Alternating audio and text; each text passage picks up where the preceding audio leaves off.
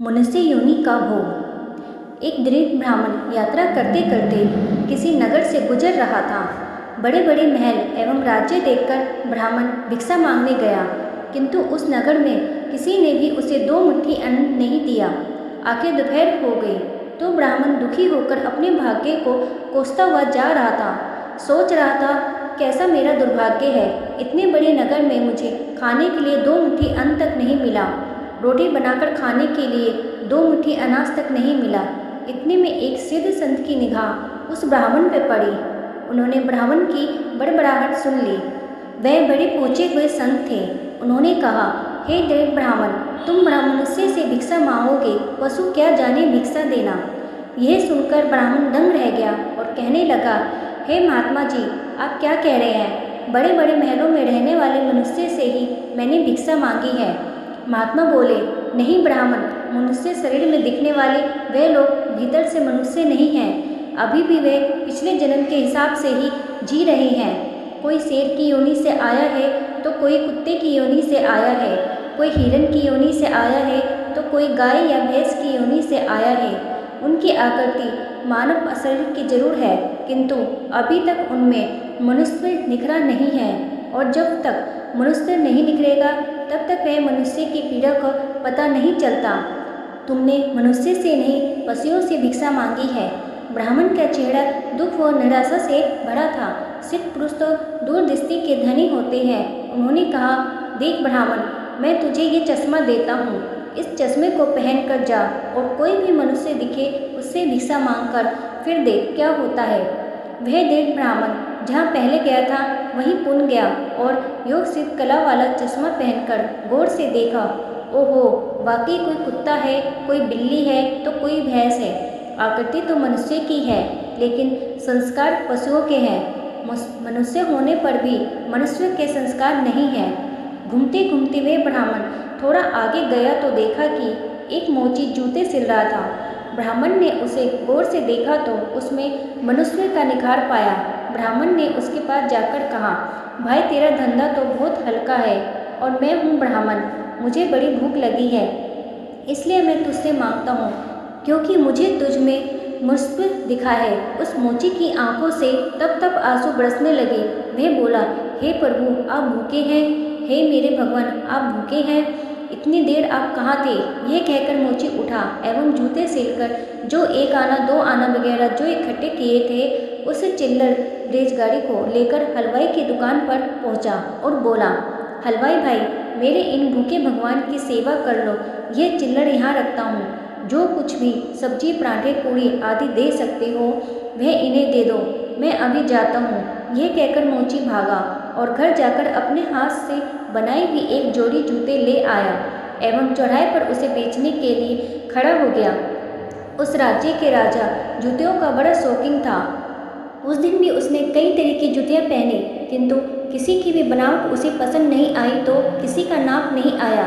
2-5 बार प्रयत्न करने पर भी राजा को कोई पसंद नहीं आया तो राजा मंत्री से क्रुद्ध होकर बोला कि अगर इस बार ढंग की जूती लाया तो जूती वाले को इनाम दूंगा, और ठीक नहीं लाया तो मंत्री तेरी खबर ले लूँगा। मंत्री की नज़र इस मोची के रूप में खड़े असली मानव पे पड़ गई, जिसमें मानवता खिली थी, जिसकी आंखों में कुछ प्रेम के भाव थे, चित्त में दया करुणा थी। ब्राह्मण के संग का थोड़ा रंग लगा था। मंत्री ने मोची से जूती ले ली एवं राजा के पास ले गया। राजा को वह जूती एकदम फिट आ गई, मानो वह जूती राजा के नाम की ही बनी थी। राजा ने कहा, ऐसी जूती तो मैं पहली बार ही पहन रहा हूँ, किस मोची ने बनाई है ये जूती? मंत्री बोला, हुजूर, ये मोची बाहर ही खड़ा है। मोची को बुलाया गया। उसको देखकर राजा की भी मानवता थोड़ी खिली। राजा ने कहा, जूती के तो 5 रुपये होते हैं, किंतु ये 5 रुपये वाली नहीं है, 500 रुपये वाली जूती है। जूती बनाने वाले को 500 और जूती के 500, कुल 1000 रुपये इसको दे दो। मोची बोला, राजा जी तनिक ठहरिए, ये जूती मेरी नहीं है, जिसकी है उसे मैं अभी लेकर आता हूँ। मोची जाकर विनयपूर्वक उस ब्राह्मण के राजा के पास लेकर आया एवं राजा से बोला, राजा जी, ये जूती इन्हीं की है। राजा को आश्चर्य हुआ। वह बोला, यह तो ब्राह्मण है, इसकी जूती कैसे? राजा ने ब्राह्मण से पूछा तो ब्राह्मण ने कहा, मैं तो ब्राह्मण हूँ, यात्रा करने निकला हूँ राजा, मोची, जूती तो तुम बेच रहे हो। इस ब्राह्मण ने जूती कब खरीदी और बेची? मोची ने कहा, राजन, मैंने मन में ही संकल्प कर लिया था कि जूती की जो रकम आएगी वह इस ब्राह्मण देव की होगी। जब रकम इनकी है तो मैं इन रुपयों को कैसे ले सकता हूँ, इसलिए मैंने इन्हें ले आया हूँ। ना जाने किसी जन्म में मैंने दान करने का संकल्प किया होगा और मुकर गया होऊंगा, तभी तो ये मोची का चोला मिला है। अब भी यदि मुकर जाऊंगा तो ना जाने मेरी दुर्गति कैसी हो। इसलिए राजन, ये रुपए मेरे नहीं हुए, इस जूती की रकम इनके लिए होगी। फिर 5 रुपये मिलते तो भी इनके ही होते और 1000 मिल रहे हैं तो भी इनके ही हैं। हो सकता है मेरा मन बेईमान हो जाता, इसलिए मैंने रुपयों को छुआ नहीं और असली अधिकारी को ले आया। राजा ने आश्चर्यचकित होकर ब्राह्मण से पूछा, ब्राह्मण, मोची से तुम्हारा परिचय कैसे हुआ? ब्राह्मण ने सारी बीती सुनाते हुए सिद्ध पुरुष के चश्मे वाली बात बताई और कहा कि राजन, आपके राज्य में पशुओं के दर्शन तो बहुत हुए, लेकिन मनुष्यत्व का अंश इन मोची भाई में ही नजर आया।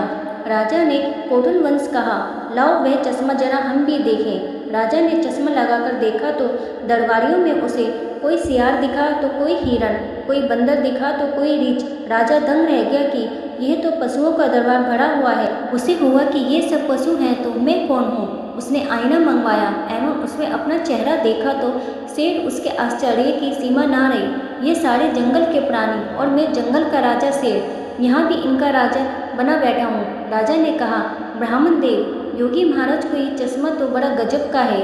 वह योगी महाराज कहाँ होंगे?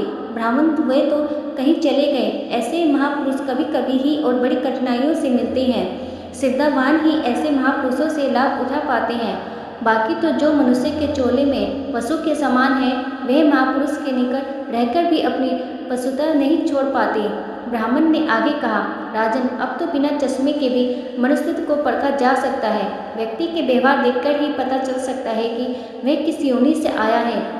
एक मेहनत करे और दूसरा उस पर हक जताए तो समझ लो वह सर्प योनि से आया है, क्योंकि बिल खोदने की मेहनत तो चूहा करता है, लेकिन सर्प उसको मारकर बिल पर अपना अधिकार जमा बैठता है।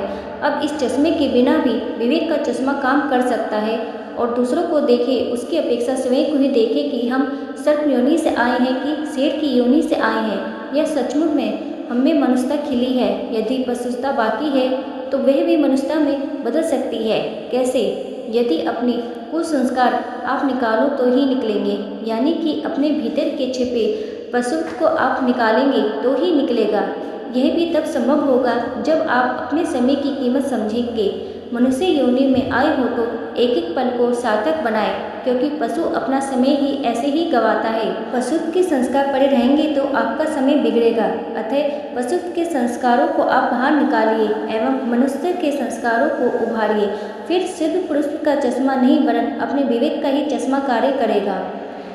तो है आत्मजनों, मानवता से जो पूर्ण हो वही मनुष्य कहलाता है। बिन मानवता के मानव भी पशुतुल्य रह जाते हैं। इसलिए आप जो भी कमा रहे हैं उसमें से कम 2% दान करते रहें। जो सेवा आपको सही लगे उसे जरूर करें।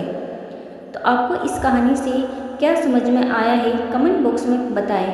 कहानी अच्छी लगी है तो मेरे वीडियो को लाइक करें, शेयर करें और सब्सक्राइब करें। वीडियो देखने के लिए आपका धन्यवाद।